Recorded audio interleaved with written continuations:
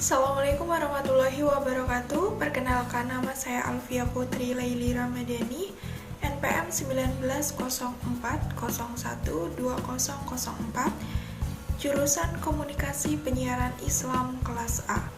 Saya akan menjelaskan materi tentang motif dan motivasi dalam human relation. Berikut penjelasannya. Human relation adalah interaksi antar satu individu dan individu yang lain dalam berbagai aspek kehidupan. Ketika seseorang ingin melakukan sesuatu, maka itu dilatar belakangi oleh motif dan motivasi. Kunci dari aktivitas human relation adalah motivasi. Motivasi itu berbeda dari motif. Motif, secara bahasa, motif adalah suatu alasan atau dorongan yang menyebabkan seseorang berbuat sesuatu, melakukan tindakan, atau bersikap tertentu. Secara etimologis, motif adalah kondisi seseorang yang mendorong untuk mencari suatu kepuasan atau mencapai suatu tujuan. Dalam psikologi, istilah motif pun erat hubungannya dengan gerak, yaitu gerakan yang dilakukan oleh manusia atau disebut juga perbuatan atau perilaku. Motif dalam psikologi berarti juga rangsangan, dorongan, atau pembangkit tenaga bagi terjadinya suatu perbuatan action atau perilaku behavior. Motif itu adalah sesuatu yang ada dalam diri seseorang yang mendorong orang tersebut untuk bersikap dan bertindak guna mencapai tujuan tertentu. Motif dapat berupa cita-cita. Motif ini merupakan tahap awal dari proses motivasi. Selanjutnya, jenis-jenis motif. Yang pertama yaitu motif primer dan motif sekunder. Motif primer yaitu bergantung pada keadaan organik individu atau bisa juga dikatakan dengan motif bawaan seperti motif lapar, haus, bernafas, istirahat. Lalu motif sekunder yaitu tidak bergantung pada proses fisiokemis dalam tubuh. Motif ini bergantung pada pengalaman individu seperti rasa takut. Yang kedua, motif intrinsik dan motif ekstrinsik. Motif intrinsik yaitu motif yang dapat berfungsi tanpa harus dirangsang dari luar. Sedangkan motif ekstrinsik yaitu motif yang berfungsi karena adanya rangsangan dari luar. Yang ketiga yaitu motif tunggal dan motif bergabung.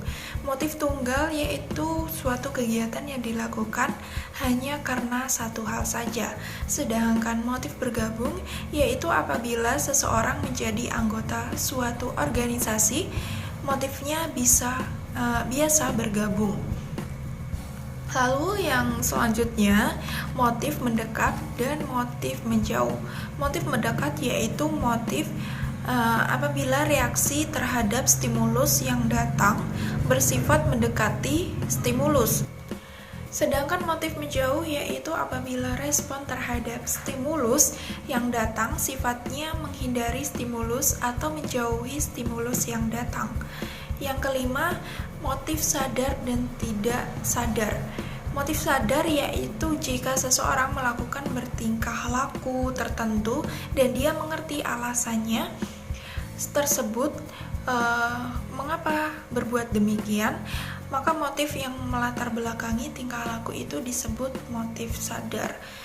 Lalu motif tak sadar yaitu apabila seseorang yang bertingkah laku tertentu namun orang tersebut tidak dapat mengatakan alasannya, maka motif yang menggerakkan tingkah laku itu disebut motif tidak sadar. Lalu yang keenam, motif biogenesis, sesiogenesis, dan teogenesis.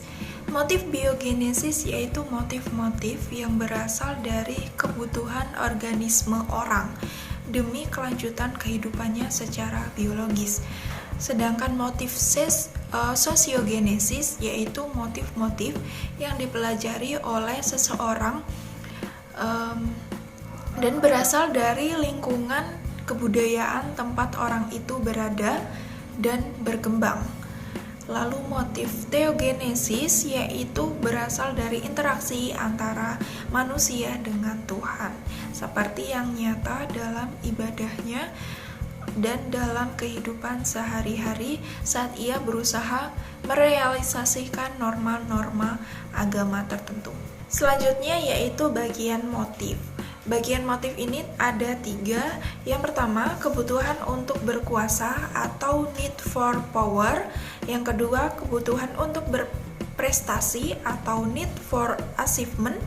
Yang ketiga, kebutuhan untuk mencari teman, mencari pegangan pada orang lain atau need for affiliation. Baik, sekarang penjelasan mengenai motivasi. Motivasi adalah kekuatan atau daya dorong yang menggerakkan sekaligus mengarahkan kehendak dan perilaku seseorang dan segala kekuatannya untuk mencapai tujuan yang diinginkannya, yang muncul dari keinginan memenuhi kebutuhannya. Motivasi disebut juga dengan istilah kebutuhan, need, desakan, urge, keinginan, wish, dan dorongan atau drive. Yang semuanya ini mempunyai pengertian yang sama, yaitu sebagai suatu keadaan yang ada pada diri seseorang yang mendorong untuk melakukan suatu kegiatan guna mencapai keinginan atau tujuan. Dorongan ini biasanya diwujudkan dalam bentuk perilaku. Motivasi timbul karena adanya kebutuhan yang ingin dipenuhi. Kebutuhan ini menimbulkan keinginan dalam diri seseorang untuk memenuhinya. Di sini kebutuhan dapat dilihat sebagai kekurangan atau defisiensi yang dialami individu pada suatu waktu tertentu. Teori-teori motivasi. Yang pertama yaitu teori petunjuk atau prescriptive theories, yaitu bagaimana memotivasi. Lalu teori isi atau content theories, menanyakan apa penyebab perilaku. Lalu teori proses atau progress theories, menjelaskan bagaimana perilaku ini mulai dan dilaksanakan. Selanjutnya, bentuk-bentuk motivasi. Yang pertama, bentuk motivasi dan manipulasi. Motivasi yaitu menggerakkan seseorang untuk melakukan sesuatu, sebab dia sendiri ingin melakukan hal itu.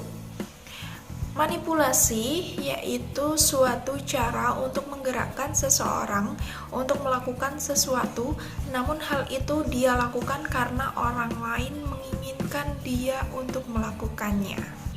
Yang kedua, motivasi berdasarkan sikap. Motivasi berdasarkan sikap adalah motivasi yang lahir dari diri sendiri, menyangkut bagaimana orang itu berpikir dan merasa. Lalu yang ketiga, motivasi berdasarkan imbalan. Motivasi berdasarkan imbalan ini adalah sesuatu hal yang dilakukan oleh seseorang itu dikarenakan adanya imbal balik berupa uang, penghargaan maupun penguasaan. Yang keempat, motivasi dan lingkungan. Motivasi lingkungan ini berlaku baik bagi motivasi berdasarkan sikap maupun yang berdasarkan imbalan. Lalu yang kelima, gambaran orang yang termotivasi. Orang yang termotivasi itu tampak memiliki yang amat berlimpah, sehingga banyak hal dapat dia lakukan dan selesaikan walaupun dia punya banyak kesibukan. Baik, itu saja yang dapat saya sampaikan. Kurang lebihnya saya mohon maaf. Wassalamualaikum warahmatullahi wabarakatuh.